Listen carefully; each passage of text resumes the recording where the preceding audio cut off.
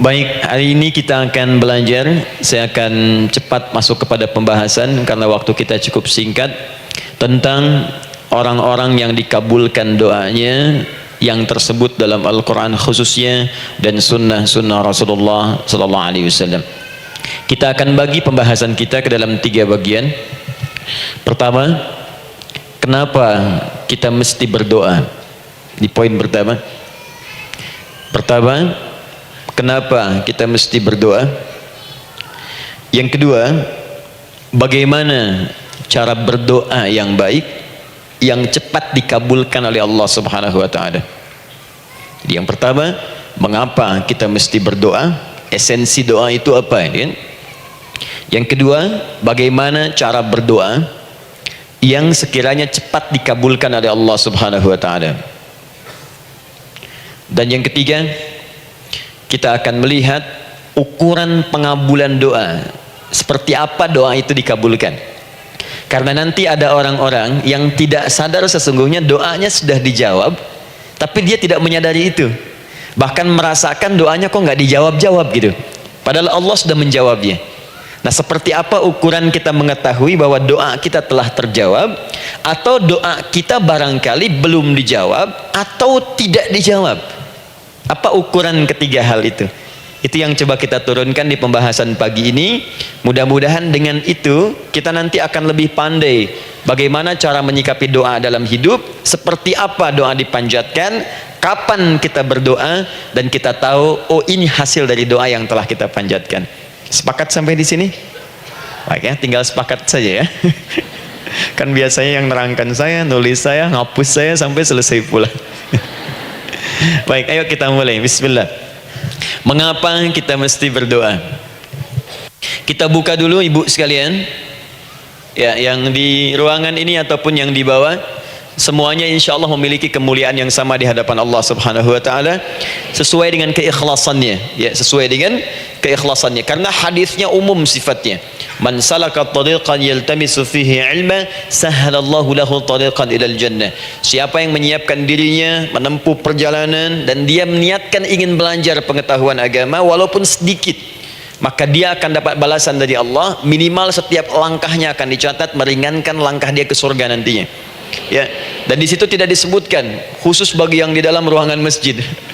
Lantai 2 lagi misalnya. Tidak. Ya, jadi yang di sekitaran, yang di depan semua berdasarkan niatnya, ya. Berdasarkan niat dan kuantitas amalannya. Di kuantitas itu tambah. Mungkin ustadz belum datang, ibu ada yang berzikir, ada yang baca Al-Qur'an, ada yang istighfar. Itu yang nambah pahala. Ya. Kalau yang pasang status, pasang kamera, ya itu saya nggak tahu. Ayo kita kembalikan sini. Pertama, Quran surah ke-7 ayat 172. Quran surah ke-7 Al-A'raf ayat 172. Kemudian setelah itu diperintahkan dalam Al-Quran surah ke-40 Ghafir ayat ke-60. Lalu kita praktekkan ini dalam keseharian kita. Saya beri contoh misalnya Quran surah ke-2 ayat ke yang paling banyak nih dibaca 201. Kadang-kadang misalnya Quran surah ke-2 ayat 286. Banyaklah. Quran surah ke-7 ayat 23 misalnya, dan seterusnya. Ini bagian pertama.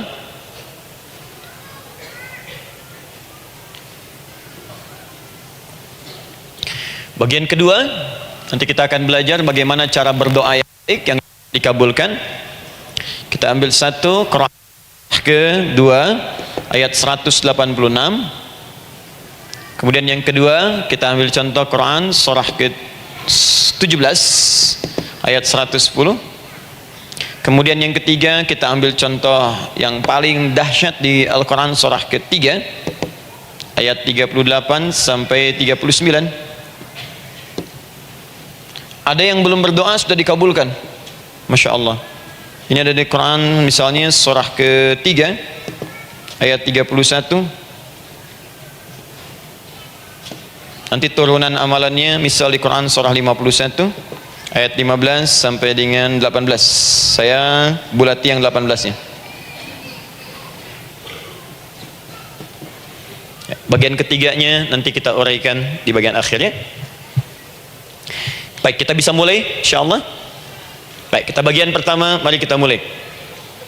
Saya ingin berkisah sejenak dengan menyampaikan Quran surah ke-7 Al-A'raf ayat 172. Allah berfirman, A'udzubillahi minasyaitonir rajim, wa idz akhadha rabbuka min bani adama min zuhurihim dzurriyyatahum wa ashhadahum ala anfusihim alastu bi rabbikum qalu bala syahidna. Ada ayatnya? Baik ya, di Quran surah ke-7 Al-A'raf ayat 172. Wa idz akhadha rabbuka min bani adam, kata Allah, dan ingatlah, pahamilah, pelajarilah, dalamilah. Teman-teman sekalian, ingat kalimat idz itu, idz dalam Al-Quran termasuk dalam bahasa Arab itu bukan sekedar mengingat. Idz itu bisa mengandung arti memahami dengan dalam, menganalisis, ya, memaknai, itu idz. Jadi bukan sekedar mengingat. Bukankah ibu kalau mengingat sesuatu berusaha mendalaminya? Ya, kalau nggak percaya saya tanya begini, coba ibu ingat kemarin jam 5 sore ada di mana? Bukankah sekarang sedang mendalami sesuatu? Sedang mencari memori jam 5 sore kemarin ada di mana? Setelah itu dihimpun jadi sesuatu, lalu disampaikan dengan terstruktur, dengan rapi. Oh, kemarin saya ada di sini, di sini, di sini, mengerjakan ini. Itu idz dalam bahasa Arab. Jadi kalau di Al-Quran ada kalimat idz, itu berarti bukan sekedar kita diminta mengingat, tapi juga merenung, mendalami, memahami dengan dalam. Paham insyaallah? Baik, sekarang perhatikan. Nanti kalau ibu baca Al-Quran, maksud saya, ibu bisa menerjemahkan sendiri dan memahami dengan baik. Ya, misal kalimat idz pertama dalam Al-Quran misal ditemukan di Quran surah kedua ayat 30. Wa idz qala rabbuka lil malaikati inni ja'ilun fil ardi khalifah. Idz akan ditemukan. Nah, sekarang ayat tentang korelasinya dengan doa, kita buka Quran surah ke-7 tadi ayat 172. Wa idz akhadha rabbuk, dan pahami ya, kata Allah, renungkan ya, maknai dengan dalam ketika Allah menyampaikan, membuat komitmen dengan semua anak cucu Adam tanpa kecuali, semuanya. Ingat kalau ditemukan kalimat Bani Adam disebutkan 7 kali dalam Al-Quran. Ya, berapa kali? 7 kali kalimat Bani Adam.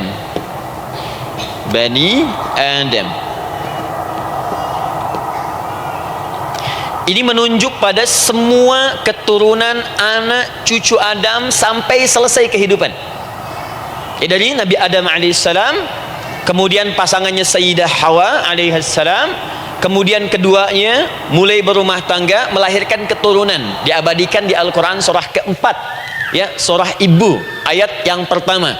Ya ayyuhan nasu taqu rabbakumul ladzi khalaqakum min nafsin wahidah wa khalaqa minha zawjaha. Di situ kemudian ada Adam, zawjaha Hawa, ya, wa batha minhuma rijalan katsiran wa nisaa. Dari situ turun keturunan laki-laki perempuan, laki-laki perempuan. Nanti menyebar, Bu, ya, menyebar. Ada yang ke Chicago, ada yang di Chicago, ada yang di Singapura, ada yang di Singapura, semua nyebar. Ya, di Sunda, dari Jawa sampai ke Sumatera, sampai Indonesia, sampai Nusantara, sampai Asia, Eropa, sedunia. Nanti penyebarannya disebutkan di Quran surah ke-49 ayat ke-13. Ya ayyuhan nasu inna khalaqnakum min dzakarin wa untha. Hai manusia, semua saya ciptakan ada 2 jenis. Kalau bukan laki-laki itu pasti perempuan. Jadi tidak ada yang ketiga. Ingat ya? Kalau bukan laki-laki siapa? Perempuan. Jadi tidak ada misalnya, maaf, laki-laki yang keperempuan-perempuanan, yang gerakannya melambai, ya, kata-katanya terlampau lembut misal, dan tidak ada pula perempuan yang perkasa, ya, terlampau kuat misalnya, melampaui batas-batas standarnya. Jadi kalau bukan laki-laki pasti perempuan. 2 saja. Jadi kalau misalnya masih ada yang bingung, tentukan dirinya, ya, dan lihat fitrahnya. Lihat fitrahnya. Baik, kemudian waja'alnakum syu'uban wa qabaila. Kami tempatkan kalian mungkin beda-beda tempat. Syu'ub, beda tempat. Ya, ada yang misalnya RT, RW, kecamatan, beda kampung, beda negara, sampai seluruh dunia. Wa qabail, satu tempat itu sukunya bisa beda. Coba ibu lihat misalnya, ya, di daerah Sumatera saja ada berapa suku? Di Sunda paling banyak suku, gitu kan? Banyak sekali. Jadi bisa lain-lain, bisa beda-beda. Nah, lita'arafu, semua saling mengenal, silakan. Nah, ketika semua tadi ditempatkan di semua pelosok dunia, baik laki-laki, perempuan, dari anak keturunan Adam, itu semua anak keturunan Adamnya disebut dengan satu nama saja dalam Al-Quran, yaitu Bani Adam.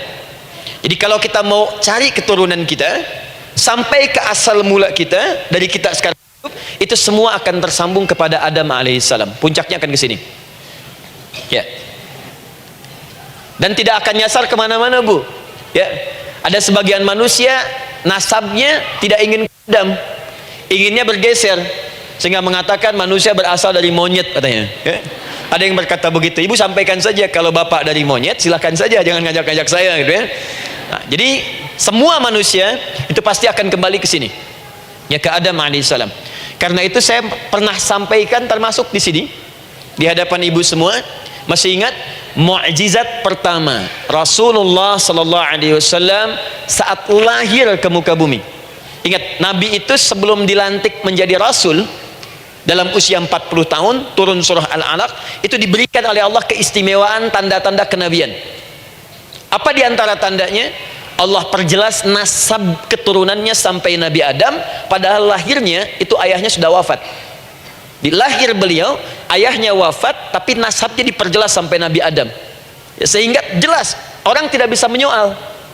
Ini orang nggak jelas nih, ya kan, suka ada begitu, Bu, ya, tiba-tiba datang menerangkan sesuatu, siapa itu nggak jelas. Bahkan sekarang sering muncul statement, siapa sih ustadz itu ustadz nggak jelas. Ya.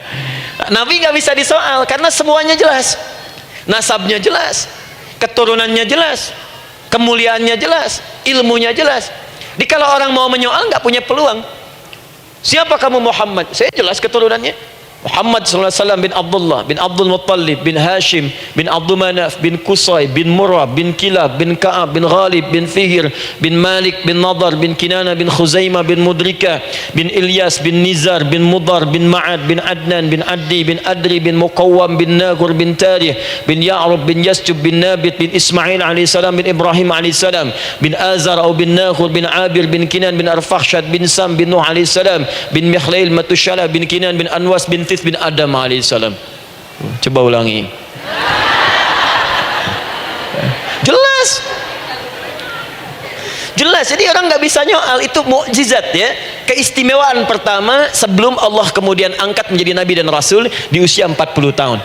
Jadi kalau ibu ditanya, kamu jelas nggak? Jelas. Apa binnya? Bin Bani Adam. Itu bocoran dari Al-Quran. Ya, kalau ditanya keturunan siapa kamu? Adam. Tahu dari mana? Allah yang nyampaikan langsung. Apa kata Allah? Bani Adam. Jelas, ya? Baik. Jadi ini kembali kepada Adam alaihissalam. Nah, semua anak cucu Adam yang saya garis bawahi, sejak mulai terlahir itu sudah ada komitmen dari Allah dengan anak cucu Adam ini sebelum terlahir ke dunia, sejak dalam kandungan. Jadi kalau ibu belajar hadis, misal dulu saya pernah amanahkan, kalau ibu mau belajar dasar-dasar, cari kitabnya Imam An-Nawawi yang Al-Arba'in An-Nawawiyah, 42 hadis. Hadis keempat, ya, paling kiri sebelah atas di kitabnya, dari Abdullah bin Mas'ud radhiyallahu taala anhu, ya, qala Nabi sallallahu alaihi wasallam bahwa shadiqul masduq. Nabi SAW pernah menyampaikan sedangkan beliau orang benar dan dibenarkan. Kapan perjanjian ini dibuat? Dalam usia kandungan 4 bulan. Dalam kandungan. Inna ahadakum yujma'u fi batni ummihi. Setiap kalian yang akan terlahir dari anak cucu Adam, kecuali Adam, Bu, ya. Ingat, kecuali Adam, kecuali Hawa, karena ini asal mula manusia keduanya. Tapi keturunan Adam dan Hawa akan mengalami proses yang sama. Dikandung dulu ibundanya, kemudian terlahir. Adam tidak dikandung, ingat, Adam tidak ada bapak, Adam tidak ada ibu. Langsung diciptakan wujudnya oleh Allah Subhanahu wa taala dari bahan dasar yang sama dengan manusia. Ya, karena itu saya pernah ditanya, pernah berdialog, ya, Ustaz, ini spesial Nabi Isa ini. Ya, spesial, Yesus Al-Masih Nabi Isa spesial. Karena itu diangkat sebagai Tuhan. Apa yang spesial? Kata beliau, karena ini bisa menghidupkan yang mati. Yang kedua, ini lahirnya beda dengan orang biasa. Bagaimana lahirnya? Tanpa bapak. Ibu saja tanpa bapak. Mana ada manusia yang lain seperti ini?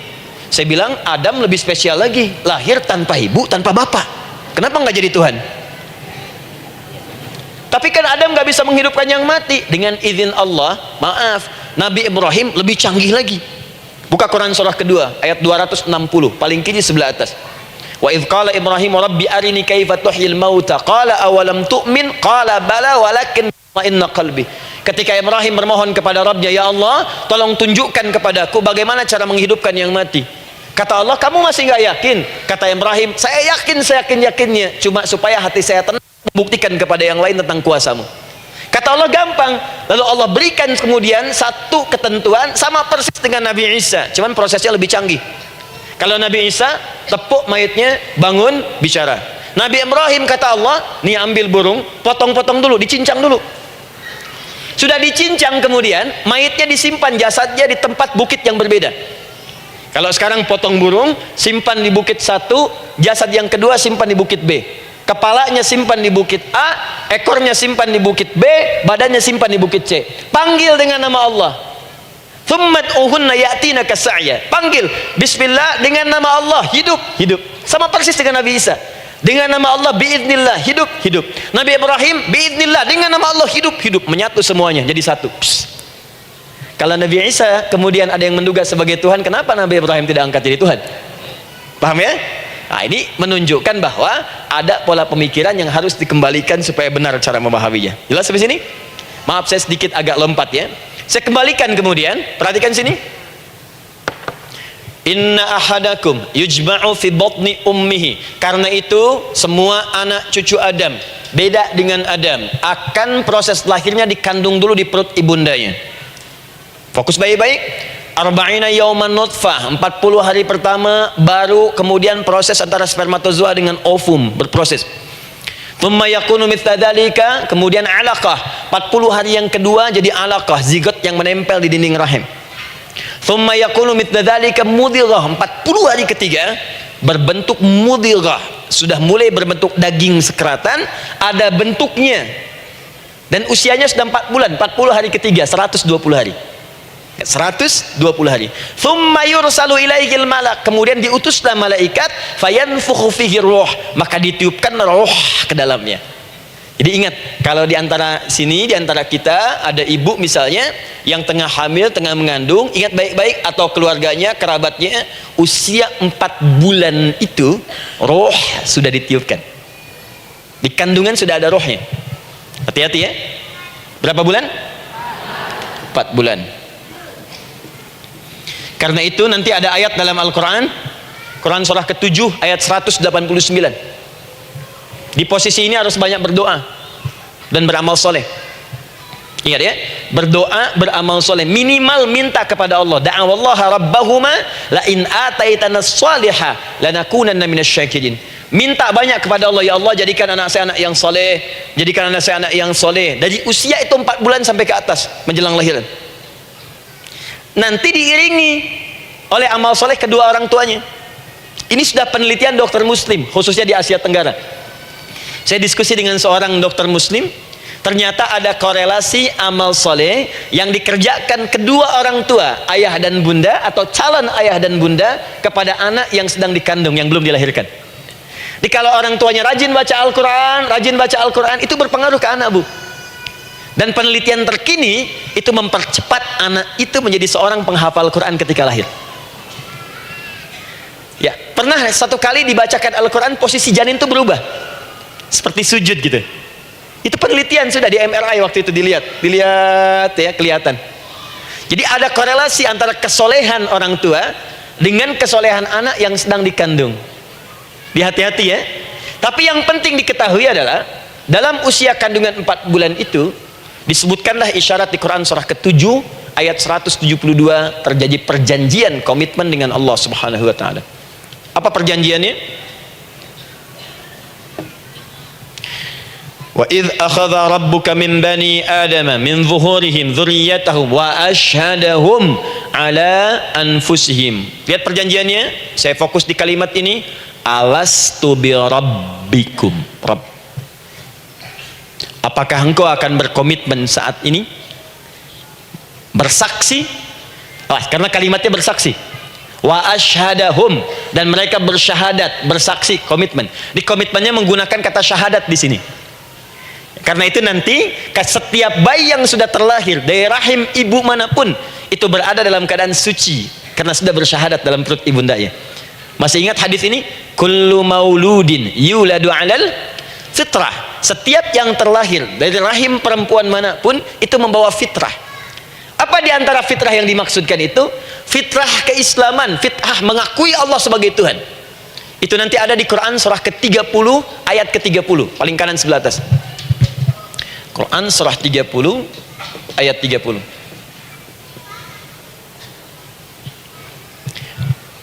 Fa'aqim wajhaka lid-dini hanifa.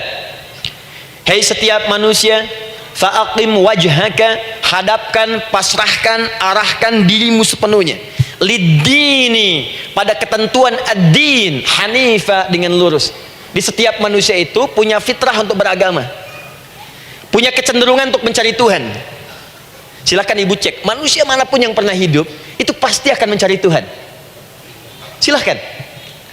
Karena itu Allah beri jalan, begini cara mencarinya.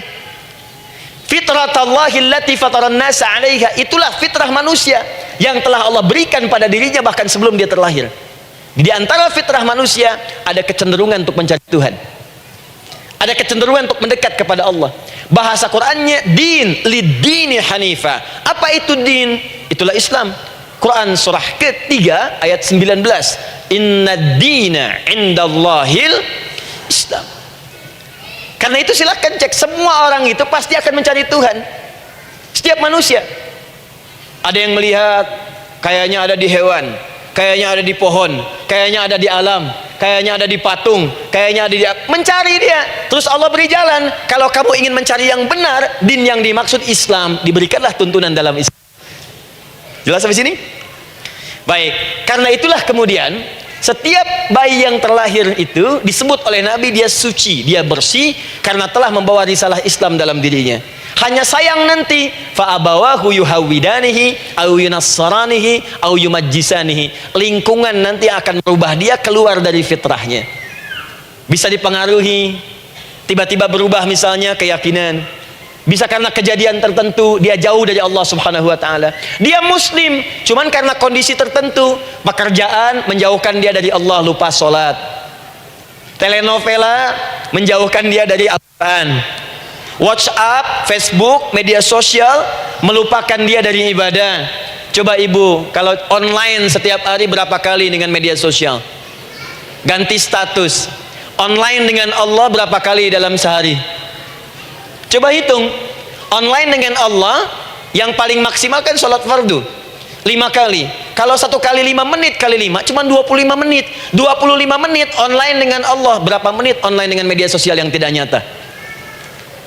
Dan cita-cita masuk surga. Ayo sini. Nah, saya belum selesai. Jadi yang pertama, dalam perjanjian 4 bulan ini, pertama ada komitmen bersyahadat menuhankan Allah. Tapi yang kedua, ini yang dahsyat. Perhatikan kalimatnya, fokus. Saat Allah memperkenalkan dirinya dalam kandungan kita, usia 4 bulan itu, dengan nama apa Allah memperkenalkan dirinya? Coba lihat ayatnya. Alastu bi rabbikum, dengan nama Rabb, Rabb. Wa idh akhadha rabbuka, Rabb, min bani adama dzurriyyatahum, awas, wa asyhadahum ala anfusihim, alastu bi rabbikum, dengan nama Rabb. Rabb. Nah, ibu sekalian, kata Rabb ini itu berasal dari kata ar-rububiyah. Ar-rububiyah yang berarti sifat merawat, memberikan semua kebutuhan. Saya ulang ya, merawat, memberikan semua kebutuhan, Sudah? Menyayangi, memaafkan, mengasihi, mengampuni. Masya Allah. Merawat, memenuhi sebuah kebutuhan, menyayangi, memaafkan, mengampuni. Jadi semua hal yang terkait dengan perhatian ada pada kalimat Rabb. Sifatnya disebut dengan rububiyah. Zat yang memperhatikannya disebut dengan Rabb, namanya Rabbun. Baik. Pelan-pelan. Seakan-akan Allah ingin berkata begini, hei, engkau buat perjanjian dengan saya sekarang. Engkau bersaksi, saya sebagai Tuhan, siap bersaksi, menuhankan saya. Nanti ketika kamu lahir, apapun yang kamu butuhkan dalam kehidupan, aku akan berikan. Kamu akan saya rawat. Kalau sakit, kamu saya sembuhkan. Minta sesuatu yang kamu butuhkan, saya akan berikan. Kamu butuh sesuatu, saya akan hadir. Kamu salah minta maaf, saya maafkan. Kamu dosa minta ampun istighfar, saya ampuni. Kamu ingin sesuatu yang lebih baik, saya berikan. Pokoknya semua yang kamu inginkan selama engkau butuhkan dan itu baik, aku berikan.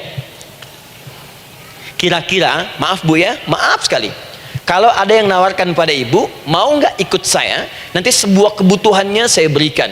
Kalau sakit saya berikan jaminan kesembuhannya. Kalau butuh sesuatu saya berikan. Kalau ingin ini itu selama butuh saya sampaikan. Kira-kira ibu nolak atau ikut? Baik. Ikutnya mikir dulu atau tidak? Tidak. Jangankan yang tinggi-tinggi Bu ya, suami aja nawarkan, mah mau nggak ikut papa? Papa nanti kasih handphone S10. Sama gelang nggak Pak? Ikut ya. Dan tanpa pikir. Dalam bahasa Arab, sesuatu yang disetujui tanpa difikirkan lagi, itu disebut bala namanya. Bala, sekali saja, sekali, ya, tidak dua kali. Tidak ditambah, tidak dikurangi. Ingat, kalau Allah sudah sampaikan kalimat, jangan tambah, jangan kurangi, ya. Bala, tidak ditambah nga, tidak disebutkan dua kali. Bala. Ya. Bala itu artinya siap. Ya. Tanpa fikir. Karena memang nggak ada yang dipikirkan lagi. Apa yang mau dipikirkan? Semua kebutuhan dikasih, semua keinginan dikabulkan sepanjang baik. Kalau sakit ada jaminan disembuhkan, dikasihi, disayangi, salah dimaafkan. Ya, kalau dosa diampuni, apalagi yang kurang, nggak ada aib, nggak ada yang kurang, sempurna semua. Kita katakan bala tanpa fikir. Karena itu, perhatikan, setiap kita kemudian, ibu sekalian, datang terlahir ke bumi, mengalami kehidupan, fitrah kita setiap mendapatkan kebutuhan, kita akan menyebut nama Allah Subhanahu wa ta'ala dengan nama yang telah dijanjikan itu. Silakan ibu cek. Bukankah ibu ketika ada kesulitan memohon kepadanya, ya Allah tolong sembuhkan ya Allah, ya Allah lancarkan ya Allah, ya Allah sukseskan suami saya, ya Allah tenangkan kehidupan rumah tangga kami, ya Allah anugerahkan solusi, ya Allah sembuhkan ibu saya. Semua minta kan? Dan dahsyatnya ketika ibu memohon kepada Allah itu, ibu gunakan kalimat yang telah disepakati ketika Allah sampaikan kepada kita, Rabb, Rabb, Rabb. Perhatikan, kalau ibu berdoa, doa apa paling favorit? Rabbana atina fid dunya hasanah, fil akhirati hasanah, wa qina. Doa apa itu? Sapu jagat. Bu bayangkan, Nabi aja nggak tahu tuh istilah itu sapu jagat. Ibu tahu? Wah, Masya Allah, Indonesia kreatif, luar biasa. Ada doa sapu jagat, nggak ada doa sapu nggak ada jagatnya, ada doa jagat nggak ada sapunya. Wah, pokoknya luar biasa lah. Ya, ya, lihat, bukankah kalimatnya dibuka dengan Rabb? Rabbana atina fid dunya sana. Rabbana zalamna anfusana wa illam taghfir lana wa tarhamna lanakunanna minal. La yukallifullahu nafsan illa laha ma kasabat wa 'alaiha mak. Perhatikan, Rabbana la innasina Rabbana Rabb. Ini ayatnya. Sapu jagat Quran surah 2 ayat 201. La yukallifullah, Quran surah 2 ayat 286. Rabbana zalamna, Quran surah 7 ayat 23. Yang ingin saya sampaikan, setiap kita butuh sesuatu, kita menyebut namanya dengan kalimat Rabb. Kenapa kita katakan Rabb? Karena Allah sendiri menyebutkan dengan kalimat Rabb. Alastu bi rabbikum, saya nanti adalah Tuhan yang akan memperhatikan kalian, menyayangi kalian. Saya Tuhan yang akan merawat kalian, memberikan semua kebutuhan. Makanya ibu tuh kalau ada persoalan nagih seakan-akan ke Allah. Ya Allah, kan engkau yang berjanji kepada saya, engkau yang berjanji, engkau yang menepati ya Allah, karena engkau Tuhan. Kalau manusia, dia berjanji, dia yang mengingkari, dia awali, dia yang akhiri. Tapi engkau beda ya Allah. Kenapa? Engkau berjanji, engkau yang menepati. Quran surah ketiga ayat 9. Innallaha la yukhliful mi'ad. Engkau yang berjanji, engkau yang menepati. Engkaulah awal dan akhir dari semua hal. Engkau mengatakan saya Rabb yang akan memberikan semua kebutuhan. Sekarang saya butuh ya Allah. Engkau berjanji akan menyembuhkan, sekarang saya sakit ya Allah. Engkau berjanji akan memberi solusi, sekarang saya sedang punya masalah ya Allah. Engkau berjanji akan memberikan kesuksesan, sekarang saya sedang menapaki itu ya Allah. Makanya ibu sebutkan kalimat Rabb, Rabb, Rabb, Rabb. Jadi sesungguhnya doa itu adalah fitrah dari setiap manusia, karena mulai dibangun komitmen sebelum dia dilahirkan ke muka bumi. Jadi kalau kita bicara tentang doa, doa itu fitrah kehidupan bagi setiap manusia. Hidup. Sekaligus penanda komitmen yang membedakan antara Khalik dengan makhluk, hamba dengan Allah, manusia dengan Tuhan. Kan Allah katakan saya Rabb ya, saya yang ngasih, saya yang Tuhan. Berarti kita yang makhluk kan, kita yang butuh kan. Allah yang memberi, kita yang butuh. Untuk membedakan mana yang butuh, mana yang ngasih, maka pembedanya adalah doa. Jadi kalau ada manusia yang nggak pernah doa selama hidup, itu tandanya ada yang salah dengan kehidupannya. Karena seakan-akan dia nggak butuh Tuhan. Sebab perbedaan manusia dengan Tuhan itu sebelum lahir, salah satunya ditunjukkan dengan sifat butuh kita kepada Allah. Makanya sekaya-kayanya orang itu pasti berdoa. Manusia paling kaya di muka bumi pun kalau besoknya mau ada pekerjaan atau proyek, dia berdoa dulu tuh. Ya Tuhan, tolong lancarkan proyek ini. Butuh. Pejabat setinggi-tingginya, kalau sudah mau mulai kemudian ada pemilihan, kalau mulai ada kebijakan, kalau mulai ada apapun berdoa juga. Itu tandanya butuh. Butuh. Di setiap manusia itu pasti butuh dengan Allah. Karena itu kalau ada manusia yang nggak pernah berdoa selama hidupnya, itu langsung mendapatkan kecaman dari Allah dan dijamin akan masuk neraka yang paling dalam. Karena seakan-akan dia sudah nggak butuh dengan Allah. Saya ulang ya, saya ulang. Doa itu fitrah hidup manusia yang sekaligus menunjukkan statusnya sebagai hamba. Jadi kalau ibu update status di media sosial, mulai sekarang tuliskan hamba. Hamba. Sudah. Mau sifatnya apapun tetap hamba. Ya, mau pejabat, mau orang kaya, mau cukup, mau macam-macam, mau ustadz, mau syekh, mau habib, tetap ujungnya hamba. Dan butuh penghambaan itu diwujudkan dalam bentuk doa. Muncullah Quran surah ke-40 ayat ke-60. Wa qala rabbukum, Rabb, selalu Rabb. Wa qala rabbukum ud'uni astajib lakum. Innal ladzina yastakbiruna an ibadati, awas, sayadkhuluna jahannama dakhirin. Allahu akbar. Dan Rabbmu berfirman, mengingatkan kembali kepada kalian semua, hei hamba-hambanya, kalau ada kebutuhan, kalau ada masalah, kalau ada permintaan, kata Allah, ayo doa sama saya, minta. Kan kita sudah bikin perjanjian. Makanya Allah katakan kalau punya masalah bu, berdoa, bukan mengeluh. Kalau punya persoalan bu, berdoa, bukan bikin status. Rasanya aku tidak sanggup, ditulis di Facebook. Apain? Terus kalimat Allahnya pun jelas, minta kepadaku bukan mengeluhkannya. Kamu tidak seperti yang aku kira. Nungguin komen sambil masak, celing ada satu, ucap kunaon. Makin meluas masalah. Untuk dah abi mas sabar. Sudah. Paham ya? Jadi ini kaidah hidup yang pertama. Sebetulnya sederhana, cuman jarang digunakan gitu.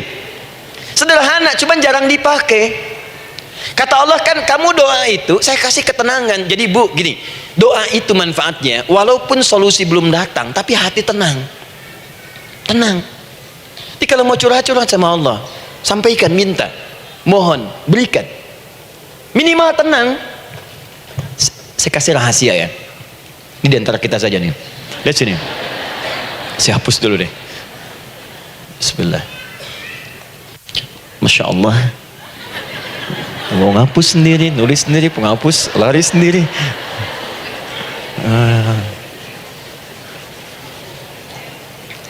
Bismillah. Oh ini ada dua ya, sini. Baik, buka Quran surat 7 ayat 205. Quran surat 7 ayat 205. Doa itu disebut zikir di ayat itu. Jadi kalau ibu sedang berdoa, itu sedang berzikir. Wadhkur rabbaka fi nafsika tadarruan wa khifatan wa dunal jahri minal qaul. Ada ayatnya? Oke. Pakai Rabb lagi kan? Wadhkur rabbaka. Kalau engkau punya masalah, kata Allah, sekecil apapun, di rumah tangga kah, di kantor kah, kehidupan sosial kah, kata Allah, ayat sebut, minta kepada Allah, berdoa. Doa disebut dengan zikir. Zikir itu semua kegiatan yang membuat kita ingat Allah. Zikir. Baca Quran, zikir.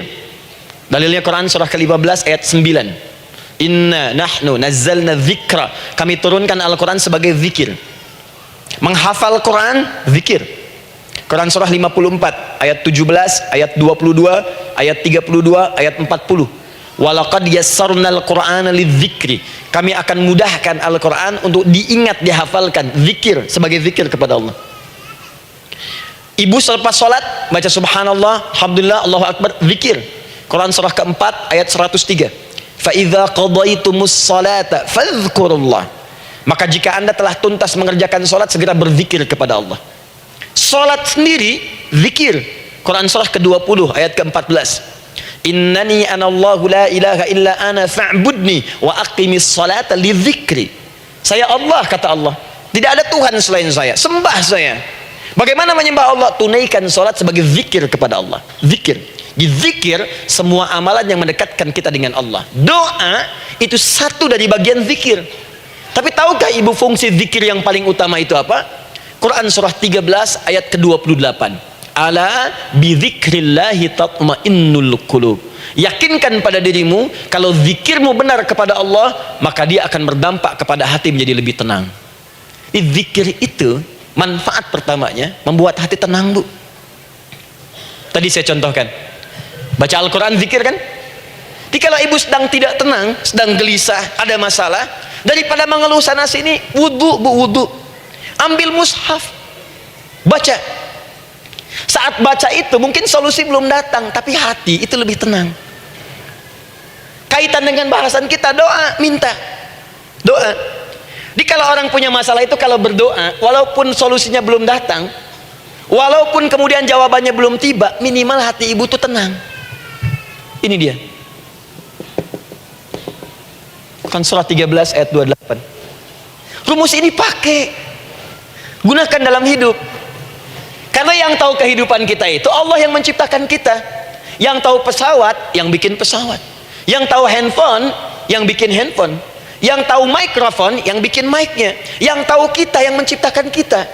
Ikutilah petunjuk Allah yang menciptakan kita, maka akan langsung terasa manfaatnya. Ibu tidak percaya, silahkan lakukan. Rasakan bedanya, bedakan rasanya, dan pasti akan terasa bedanya. Akan lain. Tuh. Doa. Tapi ingat, yang paling penting kata Allah, doa itu bukan sekedar penting permohonannya, tapi menunjukkan status kita sebagai hamba di hadapan Allah Subhanahu wa taala. Jadi kalau ada orang selama hidup tidak pernah berdoa, artinya dia mengingkari status dia sebagai hamba di hadapan Allah Subhanahu wa taala. Mau menyejajarkan diri dengan Tuhan. Kan yang tidak pernah meminta itu Tuhan. Allah yang memberikan. Kalau manusia beda pasti minta. Artinya kalau ada manusia nggak pernah minta, seakan-akan bahasa halusnya kamu ini ngaku jadi Tuhan. Saya tempatkan kau di neraka jahanam yang paling bawah. Jahanam itu bu, belum masuk saja sudah terasa. Buka ibu Quran surah misalnya ke-40 Ghafir tuh. Ya, ayat 45 sampai dengan 47-nya. Sebelumnya lagi lihat Quran surah ke-8 ayat ke-50. Itu penghuni neraka bu, yang bukan jahanam saja. Penghuni neraka itu kalau mau meninggal itu dipukulin dulu malaikat. Depan belakangnya, ayo kamu keluar, lama amat keluarnya rohnya katanya. Takut karena nggak punya bekal. Kan maaf ya, kaidah mengatakan orang nggak punya bekal itu takut pulang, apalagi orang merasa salah. Anak ibu berbuat kesalahan, mau pulang takut kan? Takut. Jadi kalau ada anak takut pulang, salah dia. Salah. Kemana anak nggak pulang-pulang, pasti ada yang salah karena nggak berani pulang. Jangankan salah, nggak punya bekal saja, malu pulang. Lihat ibu waktu Ramadan usai mau mudik Idul Fitri, kan pada mudik kan? Kenapa mau mudik dan senang mudik? Karena punya bekal bu. Dikumpul-kumpulkan tuh selama 11 bulan untuk 1 bulan saja. Itu pun paling berapa hari? Kumpulin. Terus telepon keluarga, insya Allah aku pulang hari ini. Wah senang semuanya. Padahal mudiknya cuma pakai motor bu, motornya bebek, bekalnya singa. Serius saya, motor bebek bekal singa, ada kardus belakangnya, tulisin, terus tambah pelepah pisang buat begini. Belakangnya ditulisin, aku pulang sayang. Jalan mudik. Terus yang di rumah kan senang nerimanya. Kenapa? Karena ada yang pulang dan bawa bekal. Saya pernah tanya pada seseorang, kenapa anda nggak mudik? Nggak ada bekal Ustadz. Nggak ada bekal, malu pulang. Kebayang nggak saat pulang menghadap Allah nggak punya bekal? Malu pulang, apalagi punya banyak salah, jadi nggak mau keluar rohnya. Malaikatnya geram, dipukulin sama malaikat, pukul depannya, pukul belakang. Kamu ini cepat keluar. Keluar. Malu pulang. Tapi kalau punya bekal enak, dan yang nyambut langsung malaikat. Bahkan nanti ada satu amalan saat dikerjakan, itu orang ini sudah masuk surga, tapi semua malaikat di semua pintu surga yang 8 itu datang mengunjungi dia mengucapkan selamat. Itu ada di Quran surah 13 ayat 24. Salamun alaikum bima sabartum fa ni'ma uqbaddar. Selamat ya saat di dunia sabar mencari bekal, dan ini bekal terbaik yang kamu dapatkan, silahkan nikmati surga yang kamu rindukan itu. Ini nikmatnya tempat yang pernah nanti kamu kunjungi. Dan tinggal abadi di situ. Yang nyambut malaikat. Bayangkan semua malaikat bu, semua malaikat dari pintu surga datang nyambut dia. Wah masya Allah, malaikat Jibril, Israfil, malaikat maut. Maaf ya dicabut kemarin. Biasa, selamat. Dunia aja kalau ada yang nyambut senang kan? Rumah dicet, datang sambut depan rumah, semua hidangan ada. Masya Allah. Bahkan yang tidak ada jadi ada. Luarnya kongwan, dalamnya rangginang gitu kan. Wah, muncul semua. Paham ya? Jadi ini bagian pertama. Jadi kita katakan kenapa manusia mesti berdoa? Jawabannya karena manusia itu hamba, dan doa itu adalah fitrah, bagian dari kehidupan. Kenapa manusia mesti berdoa? Karena ada komitmen dari Allah. Setiap dia mendapatkan sebuah persoalan, maka Allah akan jawab dan berikan jawaban dari semua persoalannya. Jalan mendapatkan jawaban itu adalah doa. Kenapa manusia mesti berdoa? Karena dia butuh dengan Allah. Dan puncaknya, kenapa dia mesti berdoa? Karena Allah ingin membahagiakan kehidupan dunianya sebelum sampai keabadiannya di akhirat. Jadi ketika kita berdoa, sebetulnya kebaikan untuk kita, karena Allah ingin kita bahagia, ingin mudah hidupnya. Jadi kalau ada orang nggak berdoa, sesungguhnya dia sedang menyulitkan diri sendiri dalam kehidupan dunianya sampai ke akhiratnya. Jelas sampai di sini? Masya Allah, alhamdulillah. Baik, kalau sudah paham, saya hapus ini, kita masuk bagian yang kedua. Hapus lagi. Sab Muslimah edisi ke-15. 15 kali datang sendiri, nangin sendiri, nulis sendiri, ngapus sendiri. Masya Allah.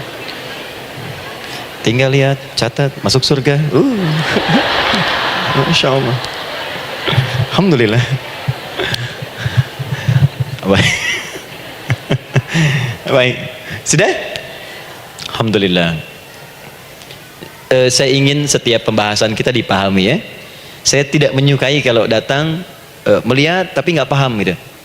Ya, dengar tapi nggak paham. Saya tidak ingin satupun keluar dari sini kecuali paham. Ya. Ibu paham? Paham Ustaz. Pada pamit ya, silahkan. Apa yang ibu pahami? Doa. Ya. Dah. Nah, sekarang masuk bagian kedua. Bismillah. Kalau sudah mengerti yang tadi, persoalannya adalah bagaimana cara kita memohon kepada Allah.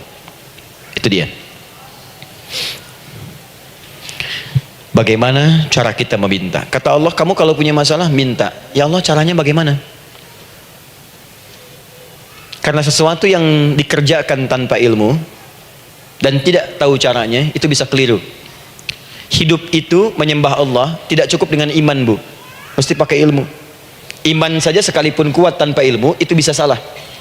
Kuat ingin mendekat kepada Allah. Ya Allah, aku ingin ibadah, kuat. Saya punya kawan dulu di pesantren. Tahun kedua dia sudah berubah. Ya, tadinya orang tuanya melihat anaknya Masya Allah, tiba-tiba ada perubahan, senang ibadah, Bu. Malam-malam dia bangun, ini kisah nyata, saya alami sendiri. Masya Allah, saya senang sekali. Kita saling doakan, dia bangun malam tahajud, bangun jam 2, Anda bayangkan. Yang sebelumnya menjelang subuh atau apa, ini malam Jumat lagi, malam libur. Malam libur biasanya santri itu kebanyakan ada yang keluar, ada yang main, ada yang macam-macam. Ini dia malam tahajud jam 2 bangun. Saya bahagia sekali. Udah bangun, sholat, selesai. Cuman pas waktu mau subuh, kok saya lihat tidur. Saya bangunkan kan, Fulan bangun. Oh iya, kata iya. Oh mungkin nanti mau nyusul. Saya pikir istirahat dulu. Saya ke masjid lah. Udah ke masjid, dah selesai.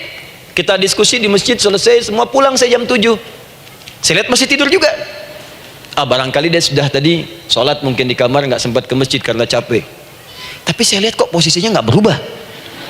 Di situ juga. Akhirnya setengah jam saya tunggu, saya bangunkan. Bangun. Kenapa Adi, katanya? Saya kira antum belum sholat subuh ya. Adi gimana sih? Kan udah saya jama dengan tahajud tadi. Udah saya jama dengan tahajud. Jadi memang kekuatan imannya lagi tinggi, cuman ilmunya kosong. Ini yang bahaya. Besok-besok kalau orang kayak gini sholat subuh bisa 4 rakaat. Ya. Karena itu berdoa penting, cuma kita mesti tahu caranya. Yuk kita mulai bagian pertama. Quran surah kedua ayat 186. Paling kiri sebelah bawah. Sudah?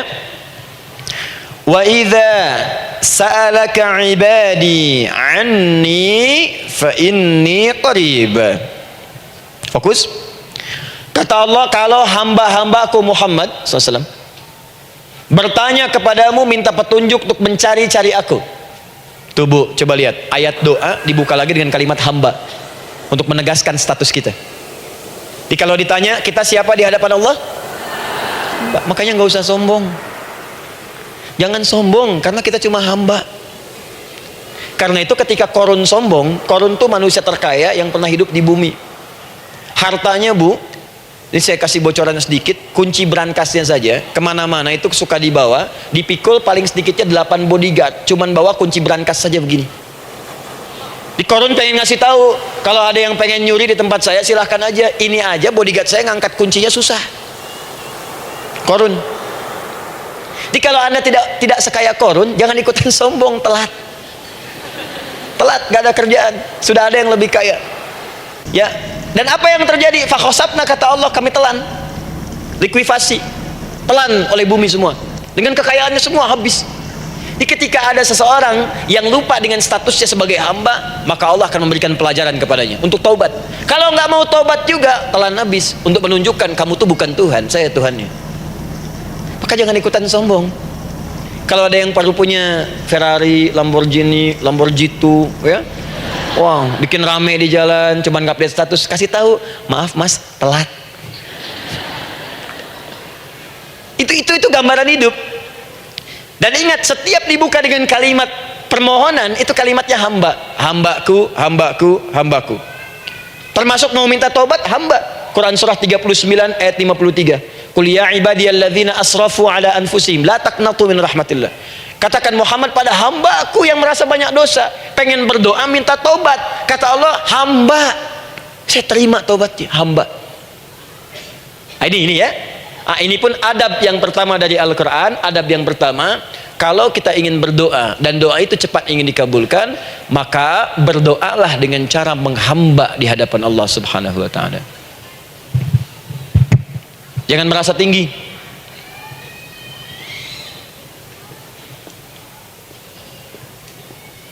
Saya turunkan caranya. Bagaimana cara menghamba itu dengan cara yang baik? Fokus. Wa idza sa'alaka ibadi anni, Muhammad SAW, jika ada hamba-hambaku bertanya padamu tentangku, ingin mencari-cari aku. Masya Allah, ibu maaf ya, biasanya kan kalau orang mencari Allah, ingin mendekat kepada Allah, entah itu datang ke masjid, bangun malam, biasanya motifnya cuma dua. Satu, ada kebutuhan, pengen berdoa, terus dekat sama Allah. Besok mau arisan, malamnya tahajud. Anak mau ujian baru puasa, kan? Suami ada proyek, baru baca Quran, kan? Terus itu biasa itu, biasa. Jadi fitrah bu. Tumben jeng tahajud, fitrah. Itu biasa itu. Ya. Yang kedua, taubat dari maksiat. Taubat. Seorang taubat ke masjid, bangun malam, doa, itu biasa. Jadi kalau ada seperti itu tandanya kita hamba normal manusia. Fa inni qarib, kata Allah, katakan Muhammad SAW, katakan kepadanya, janganlah mencari, aku dekat. Dekat, jangan mencari, aku dekat. Jadi bu, ketika kita butuh Allah, langsung jawab oleh Allah. Kamu mau apa? Aku dekat. Itu secara psikologi memberikan ketenangan yang paling dalam. Saya belum datang di sini sampai jam 8. Ibu tanya panitia, ustadznya mana sih? Waktu ustadznya mana? Jawaban pertama misalnya, ini belum jelas nih ustadznya, gak ada kabar. Yang kedua mengatakan, tenang saja, ustadz sudah dekat. Maka yang kedua itu lebih menenangkan kepada kita. Ketika ibu mencari, ya Allah, saya sedang ada masalah, langsung dijawab oleh Allah, tenang, aku dekat denganmu, mau minta apa? Itu bu. Jadi kalau ibu sedang punya persoalan, psikologi Al-Quran mengatakan, langsung merasakan Allah tuh bersama kita, dekat, menunggu kita mau minta apa. Ibu punya masalah dengan suami, ingin mengadu. Lu kata Allah, saya dekat, kamu kenapa? Ada masalah apa? Ayo minta, ayo cerita. Mohon. Ibu punya masalah dengan anak, ibu punya masalah dengan tetangga, di pekerjaan, kehidupan sosial. Kata Allah, saya dekat. Nah perasaan itu hadirkan dalam jiwa kita. Ini sekarang jarang didapatkan. Jadi kalau ada masalah itu, hal pertama yang dilakukan itu belum ingat Allah, itu masalahnya. Di kebanyakan manusia itu kalau punya masalah, selalu ingin yang pertama itu solusinya, bukan Allahnya. Kan pemilik solusinya Allah. Jadi kalau kita ingat pada yang memiliki, maka apapun yang kita minta akan diberikan. Bahkan ada orang yang saking ingatnya dengan Allah, sebelum minta sudah dikabulkan. Itu yang dahsyat. Nah, sekarang setelah kita paham tentang kedekatan ini, kemudian kita praktekkan. Jadi bu ya, maaf ya, ketika ibu punya masalah apapun, yang pertama diingat Allah. Allah, engkau telah berjanji, engkau pasti akan tepati. Ya Allah, sekarang aku ada persoalan. Nah, sekarang teruskan ayatnya. Ujibu da'watad da'i idza da'an. Ujiba.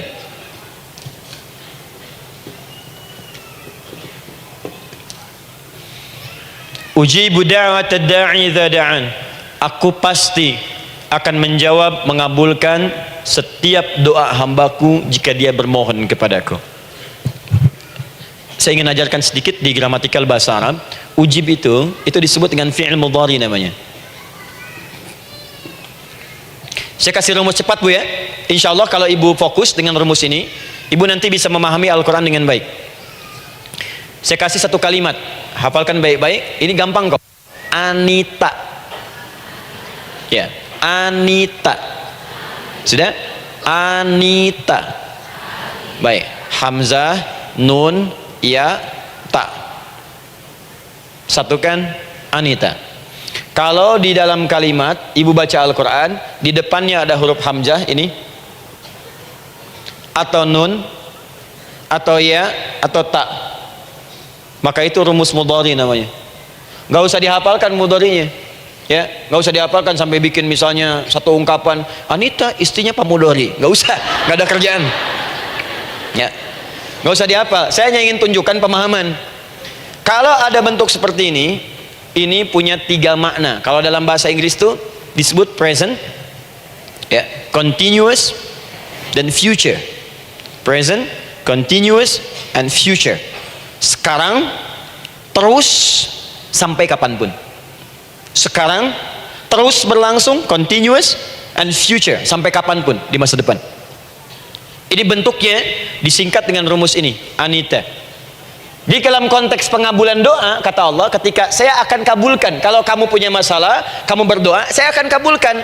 Nah, kalimat Allah saya akan kabulkan ini bentuknya menggunakan mudhari. Ada hamzah di depannya, ujib. Artinya apa? Kalau ibu sekarang berdoa, saya akan kabulkan, kata Allah. Terus kamu berdoa, saya akan jawab. Nanti pun punya masalah di masa depan, kamu berdoa, saya jawab juga. Jadi artinya tidak ada doa yang sia-sia. Semua doa, ingat, sepanjang kita butuhkan pasti Allah berikan. Doa itu sepanjang kita butuhkan pasti akan dijawab.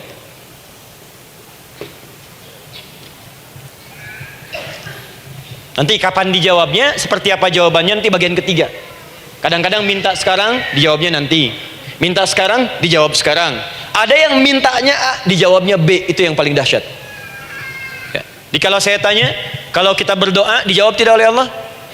Ya, itu janji Allah. Setiap orang berdoa, pasti dijawab. Nah, hanya persoalannya, seperti apa doa yang cepat dijawab itu? Apakah semua doa langsung dijawab seketika? Akankah mendapat jaminan langsung dijawab? Ternyata kalimat dijawab ini diikat dengan syarat ketentuan berlaku. Apa di antara syarat dan ketentuannya ini? Teruskan ayatnya. Falyastajibuli. Syarat pertama. Kalau doamu ingin cepat aku jawab, falyastajibuli. Maka engkau pun harus cepat merespon setiap seruanku. Jawab seruanku dengan cepat. Doa ingin dijawab oleh Allah, maka kata Allah, kamu pun harus menjawab setiap seruanku. Jawab seruan Allah.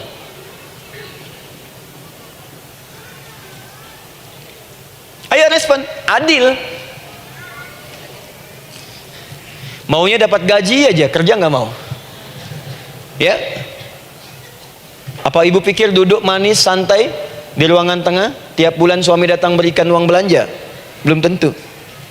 Kalau sikap tidak bagus, ya interaksi tidak mulia, maka belum tentu itu didapatkan. Maka syarat pertama kata Allah, kalau doamu ingin cepat aku jawab, maka setiap aku seru, cepatlah engkau kemudian kerjakan dan jawab itu. Jadi ternyata seruan Allah itu terkait berkelindan dengan pengabulan doa. Jadi ketika ibu diseru oleh Allah, diminta diperintahkan sesuatu oleh Allah, sebetulnya itu kunci untuk mendapatkan jawaban doa kita, Bu. Dipanggil kita, ayo cepat datang ke sini, mau minta apa? Minta, saya kasih. Apa di antara kunci doa itu, Ustaz? Yuk kita lihat. Adalah jawaban dari seruan Allah. Apa di antara seruan Allah itu? Saya beri contoh satu misalnya. Allah perintahkan kita untuk sholat. Bahkan diseru, diingatkan 5 kali dalam sehari. Salat. Bukankah kita diseru, Bu, dipanggil 5 kali sehari untuk salat? Allahu Akbar, Allahu Akbar. Ya kan? Diingatkan kan? Ayo ingat Allah, ingat Allah, ingat Allah, ingat Allah. Allah Maha Agung, Maha Besar semuanya, dan seterusnya. Perhatikan baik-baik. Apa tujuan Allah menyeru kita dalam salat? Ternyata bukan ingin memberikan beban ruku dan sujud. Bukan sujudnya yang penting. Karena semua makhluk tidak sujud pun tidak akan menurunkan status Allah sebagai Tuhan. Allah tetap Allah, nggak ada ruginya. Yang rugi kita. Ternyata ketika disuruh sujud, disuruh ruku itu, ternyata yang ditunggu itu bukan ruku sujudnya. Allah nunggu punya masalah apa, mau minta apa. Karena itu dalam ilmu fikih, ibu buka semua kitab fikih, salat itu secara bahasa disebut dengan doa. Nama lain dari doa adalah salat. As-salatu hiya doa. Salat adalah doa. Karena itu semua bacaan dalam salat doa semua. Coba lihat, baru takbir Allahu Akbar, doa iftitah. Al-Fatihah doa, Bu, jangan dikira Al-Fatihah nggak ada doanya.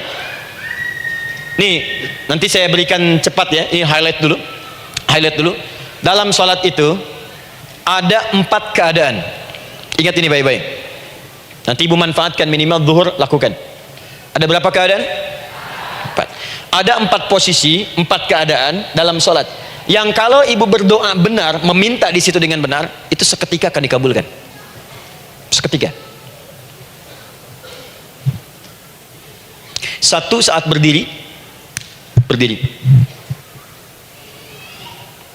2, saat rukuk. 3, saat sujud. 4, sesaat sebelum salam. Berdiri, rukuk, sujud, sesaat sebelum salam.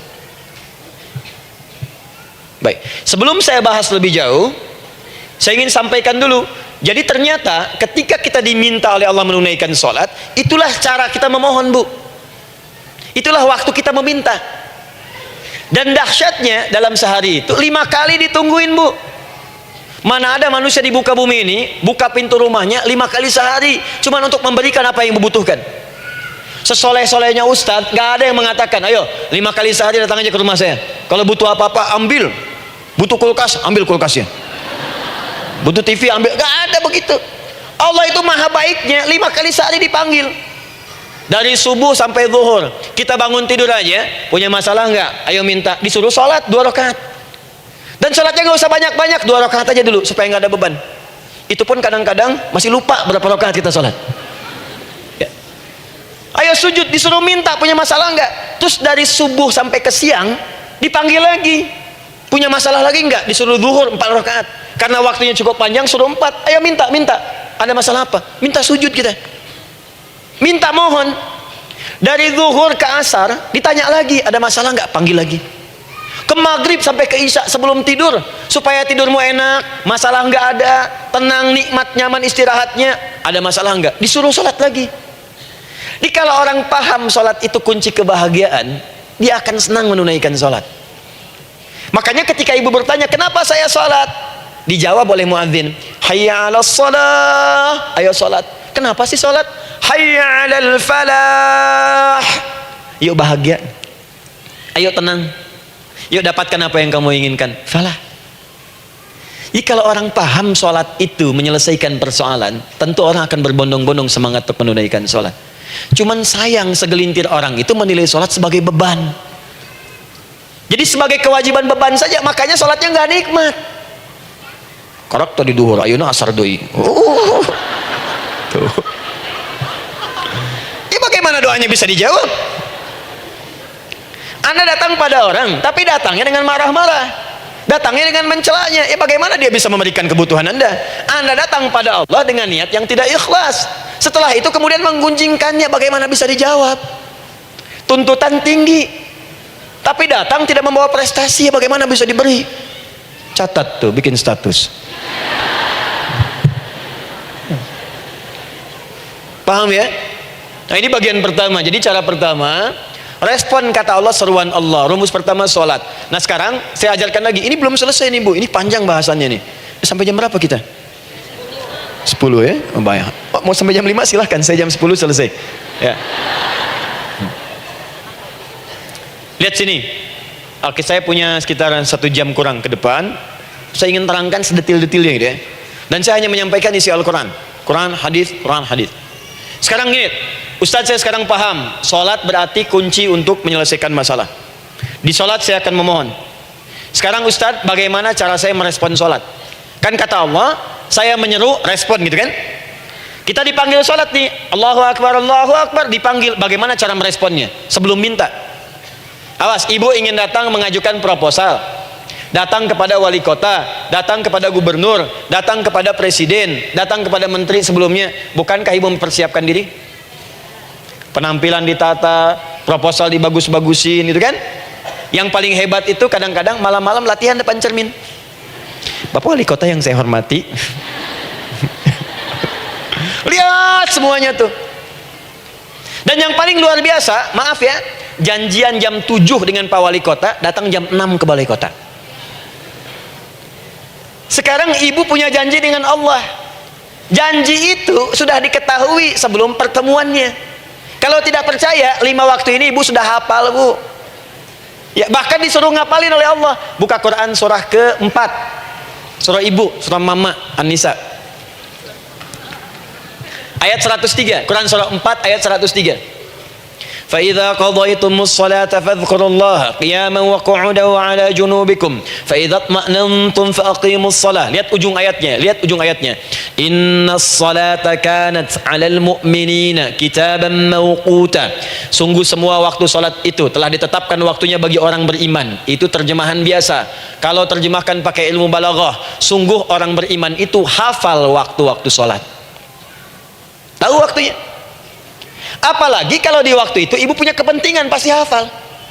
Kalau ibu benar memprioritaskan sholat dan menilai sholat sebagai solusi hidup, menilai sholat sebagai kebutuhan, ibu pasti akan hafalkan itu, Bu.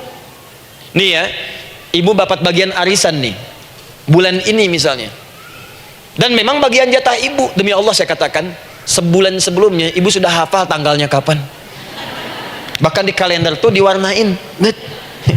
Papa, bagian mama nanti bulan ini. Tuh. Dicatat semua, di tempat siapa, jam berapa, datang dengan penuh keceriaan dan kebanggaan. Luar biasa. Hanya untuk urusan dunia yang itu habis gitu. Jika dia tidak meninggalkan ibu, ibu yang meninggalkan dia duluan. Sekarang 5 kali sehari semua diberikan, bahkan lebih daripada dunia dan seisinya. Harusnya sih wajarnya dihafalkan waktunya, dan ibu hafal. Ayo, subuh jam berapa sekarang? Lihat sini, bukan ke atas. Ditutup tuh. Tuh, sana tuh. Subuh jam berapa? Ayo ngelihat ke sana, 4:43. Zuhur jam berapa? Tuh, asar, maghrib, isya. Itu kan kunci ibadah. Dan kunci ijabah, kunci ibadah, kunci ijabah. Di situ ada pengabulannya. Ini gimana mau minta, waktu permintaannya aja nggak hafal. Gimana mau bermohon, datangnya aja telat. Karena itu, bagaimana cara merespon seruan Allah? Diaturlah di Quran surah kedua ayat 152, paling kanan sebelah bawah. Quran surah kedua ayat 152. Ibu masih ingat? Bukankah sholat disebut sebagai zikir? Masih ingat? Ya, di surah ke-20 ayat 14. Wa aqimis sholata lidzikri, tunaikan salat sebagai zikir kepadaku. Sekarang lihat ya. Lihat ketentuan Allahnya. Kalau ibu dipanggil untuk salat, dipanggil untuk zikir, cepat respon.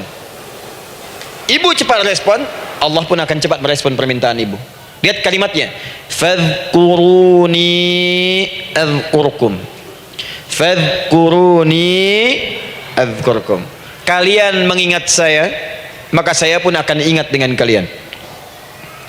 Kalian zikir kepada saya, ingat saya, kata Allah, maka saya pun akan ingat kalian.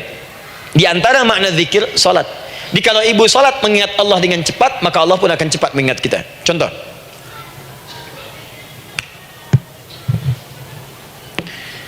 Saya ambil waktu subuh misalnya. Di Bandung 4-3. Oh, lihat kesan lagi terjadi perbedaan pendapat ya. Ada yang 4-3-3, ada yang 4-3-4, ada yang 4-3-5 dan seterusnya. Yang ambil tengah-tengah lah, 4-3-5 misalnya. Kalau 4-3-5. Lihat sini, fokus. Allahu Akbar, Allahu Akbar. 4-3-5. Dipanggil salat, diseru. Kan tadi rumusnya di Quran surah 2 ayat 186. Faliyastajibuli. Kalau diseru cepat jawab, gitu kan? Nah, terus diseru 4-3-5 adzan. Allahu Akbar, Allahu Akbar. Begitu diseru, ibu langsung datang. Ya Allah, sudah adzan, seruan nih, saya siap-siap, saya ingin minta sesuatu. Nah, orang yang datang saat dia diseru Allah, dia pun datang kemudian untuk menyerunya, maka Allah pun akan menjawab apa yang ia mohonkan saat ia bermohon kepadanya. Perhatikan, dipanggil oleh Allah lewat suara muadzin, Allahu Akbar, dia merespon cepat, siap salat. Maka dia pun ketika memanggil Allah, seketika Allah pun akan jawab padanya sesuai dengan kadar responnya. Dipanggil saat itu, dia menjawab, maka Allah pun akan ingat kepadanya hanya saat dia memanggil saja. Di saat panggil diingat, panggil diingat. Jelas? Ini yang hebat. Dipanggil 4.35, Allahu Akbar, Allahu Akbar, dia sudah ingat dari sejak jam 3 lewat 45. Dia bangun jam 3 bisa, padahal belum dipanggil, datang. Bahkan Masya Allah melakukan warming up dulu, tahajud, istighfar, baca Al-Quran sebelum dipanggil. Masya Allah Bu, ibu mau datang misalnya ke istana, janjian jam 7, datang jam 6. Di situ ibu kerjakan yang baik-baik dulu. Wah lihat, terus kelihatan CCTV kan, wah ini orang bagus banget nih, mulia, bagus, sampah diambilin disapu. Kelihatan. Itu ibu belum datang pun udah dipanggil duluan. Ada orang yang belum dipanggil sudah datang menghadap Allah, tahajud dia, zikir dulu, istighfar dulu. Ini orang, maaf ya, walaupun dia belum memanggil Allah, Allah sudah menyelesaikan semua persoalannya. Di orang-orang yang selalu ingat kepada Allah walaupun Allah dalam waktu tidak memanggilnya, maka Allah akan mengingatnya sekalipun orang ini belum bermohon kepadanya. Maka ibu nanti akan temukan orang-orang yang langsung diselesaikan persoalannya oleh Allah bahkan sebelum dia bermohon kepadanya. Dia ada orang yang seakan gak punya masalah Bu, bukan gak punya masalah, sebab setiap dia punya masalah, masalahnya diringankan oleh Allah. Dia seakan-akan gak ada beban.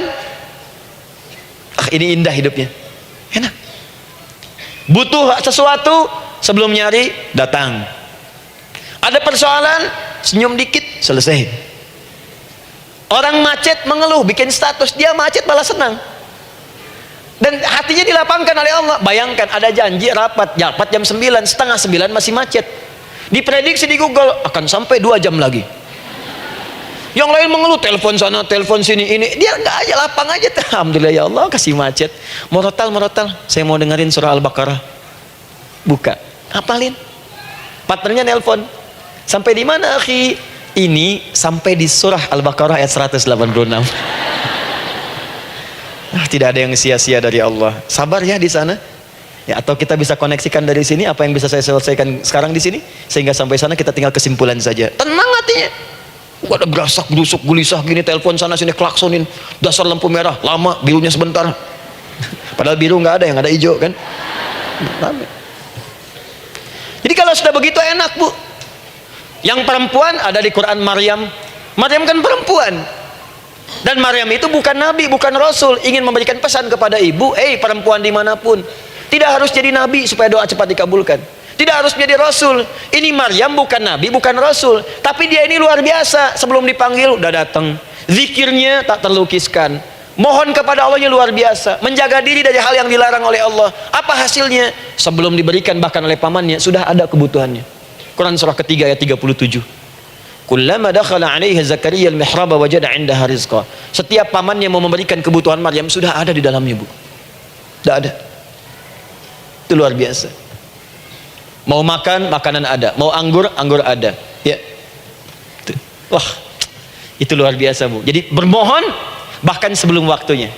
Sentuhlah ia tepat di hatimu, maka ia akan jadi milikmu untuk selamanya. Wah. Nah, itu doa tuh. Aduh, mana-mana. Paham? Tuh. Jadi kalau yang standar-standar saja itu biasa. Maka datang sebelum waktunya, datang. Atau datang pas dipanggil, standar. Jadi kalau 4.35 adzan, Allahu Akbar, Allahu Akbar, ibu bangun, siap sholat, siap sholat. Itu standar.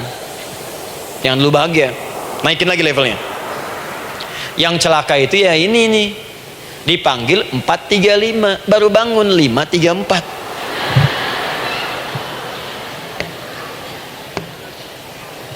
Sholat subuh belum, nuntutnya udah banyak. Ya Allah, kurang apa lagi aku bermohon kepadamu. Sudah aku meminta sekarang, sholat subuh aja belum.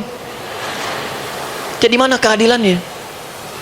Jadi yang pertama, respon seruan Allah, disitulah Allah pun akan cepat merespon apa yang kita kemudian butuhkan. Jadi yang pertama lewat sholat ya Bu ya. Ingat sholat. Dan sholat itu tadi dari 4 posisi saya ajarkan yang pertama saja satu, supaya nggak terlampau panjang ya. Berdiri Bu. Saya ajarkan satu.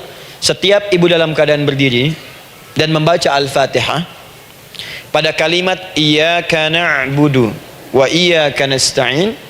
Ingat, pada kalimat iyyaka na'budu wa iyyaka nasta'in, maka sertakanlah di hati kita apa persoalan yang dirasakan untuk bermohon kepada Allah. Saya ajarkan cepat. Kalau ibu mau belajar lebih detail, ikuti kajian kami di fikih salat, sifat salat Nabi sallallahu alaihi wasallam. Nanti saya terangkan semua dalilnya, insyaallah sepanjang yang saya ketahui. Baik, dasarnya ini, dasarnya Quran surah ketiga ayat 38 sampai 39. Dan dikuatkan nanti di hadis qudsi. Ibu kenal Nabi Zakaria? Ya kenal ya. Ya selamat lah Bu. Alhamdulillah. Episode ke-15 kenal Nabi Zakaria, luar biasa. Alhamdulillah. Nabi Zakaria punya persoalan, sudah berumah tangga, belum ada keturunan, fisiknya sudah letih, rambutnya sudah memutih, dan mohon maaf istrinya divonis menopause dan mandul secara medis klinis. Apa yang beliau kerjakan? Sholat. Dalam sholatnya bermohon kepada Allah. Perhatikan permohonannya. Qala rabbi habli min ladunka dzurriyyatan thayyibah. Ya hunalika da'a Zakaria rabbah qala rabbi habli min ladunka dzurriyyatan thayyibah innaka sami'ud du'a. Ya Allah, aku bermohon kepadamu, anugerahkan aku keturunan. Semua mengatakan aku gak mungkin punya keturunan. Hanya Engkau yang tidak punya batas dalam pemberian. Engkau pasti mendengar doa saya. Kalau pada yang maha mendengar tidak mengabulkan juga, lantas kepada siapa lagi aku mesti memohon? Doa ini dipanjatkan oleh beliau dalam keadaan sholat, sedang berdiri dalam sholatnya. Jadi ibu maaf ya, tolong jangan salah berpikir, semua nabi dan rasul, orang soleh sebelumnya itu sholat. Cuma kita lebih sempurna gerakan dan jumlahnya, sempurna. Orang dulu sholat. Nabi Musa sholat, Quran surah 20 ayat 14. Nabi Isa sholat, Quran surah 19 ayat 31 sampai 33. Nabi Ismail sholat, Quran surah 19 ayat ke-55. Semua sholat. Sholat. Nabi Zakaria saat punya masalah sholat. Dalam berdirinya minta dalam sholatnya. Dari mana Ustadz tahunya beliau minta dalam berdiri dalam sholat? Ayat 39 nya baca, Quran surah ketiga ayat 39. Fanadatul malaika, maka doanya itu dijawab oleh Allah. Datang malaikat menyampaikan jawaban. Wa huwa qaimun yusalli fil mihrab. Sedangkan beliau masih berdiri dalam sholatnya di mihrab. Masih berdiri dalam sholat. Sholat. Di dalam sholat itu minta. Makanya semua bacaan sholat itu permintaan isinya. Dan dikabulkan oleh Allah. Anallaha yubashshiruka bi Yahya. Allah kasih kabar gembira, engkau akan punya anak, langsung namanya dari Allah Yahya. Artinya hidup yang mustahil menurut manusia. Lahir dari rahim seorang perempuan yang divonis menopause dan mandul menurut medis, kata Allah tidak ada yang mustahil bagiku. Lahir dan hidup dia, Yahya. Kapan terjadinya? Sedang sholat. Kapan saat sholatnya? Berdiri. Nah yang paling menarik Bu, umatnya Nabi Muhammad SAW ditunggu oleh Allah 5 kali dalam sehari dan dimintakan sebelum sholat untuk menyiapkan permohonannya. Maka turunlah Quran surah kedua ayat ke-45. Ibu lihat ayatnya, wasta'inu bis-sabri was-shalah. Bahkan ditegaskan lagi di Quran surah kedua ayat 153 paling kanan sebelah bawah, ya ayyuhalladzina amanu ista'inu bis-sabri was-shalah. Yang pertama nggak pakai panggilan iman. Wasta'inu, kata Allah, hei, kalau kamu punya masalah jangan mengeluh, jangan berkeluh kesah, jangan terlampau banyak gelisah, cepat siapkan dirimu untuk menunaikan sholat. Siapkan permohonanmu, minta kepada aku lewat sholat. Kalau belum yakin, disebutkan imannya. Ya ayyuhalladzina amanu, hei orang-orang yang masih merasa punya iman, katanya punya iman. Jadi kalau ibu nggak mau minta lewat sholat, dipertanyakan imannya. Kamu punya iman gak? Kata Allah, yakin gak dengan saya? Kalau punya masalah jangan mengeluh, datang pada saya minta lewat sholat, saya panggil sholat minta. Kalau masih merasa punya iman, tuh, iman kita tuh dipertaruhkan di situ. Nah sekarang saya berikan rumus bahasanya. Allah memanggil kita dengan bentuk jama, perintah jama. Wasta'inu, wasta'inu, itu bentuk perintah. Wasta'inu, bentuk perintah.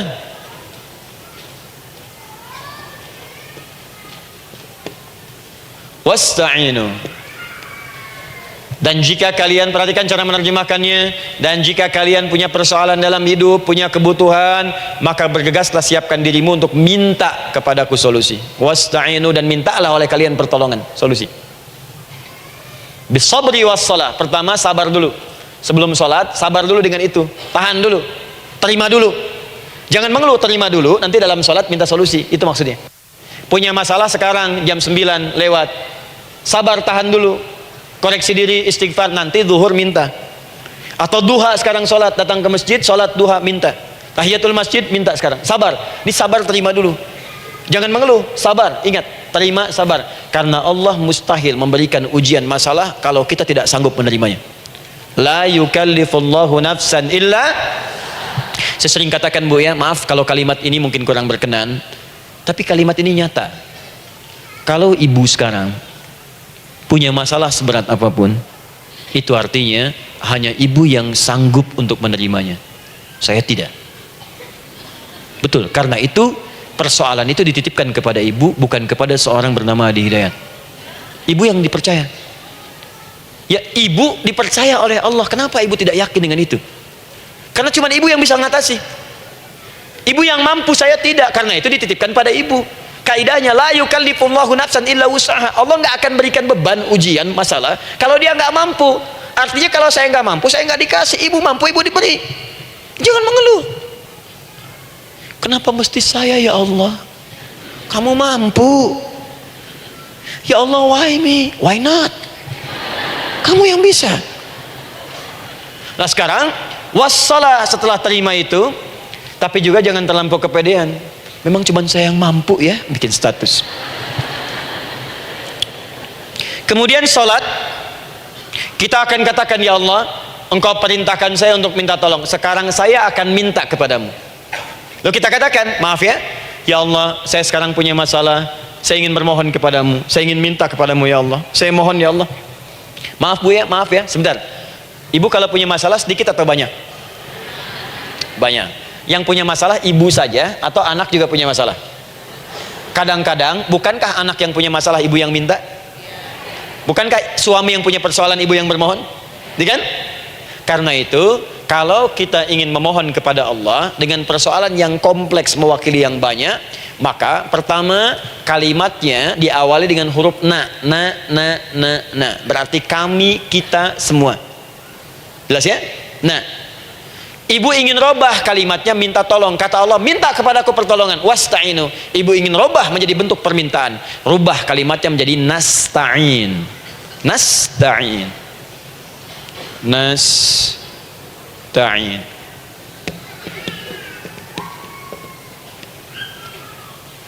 Wasta'inu nasta'in. Minta kepada siapa tadi? Allah. Boleh minta kepada selain Allah? Tidak. Hanya kepada Allah saja?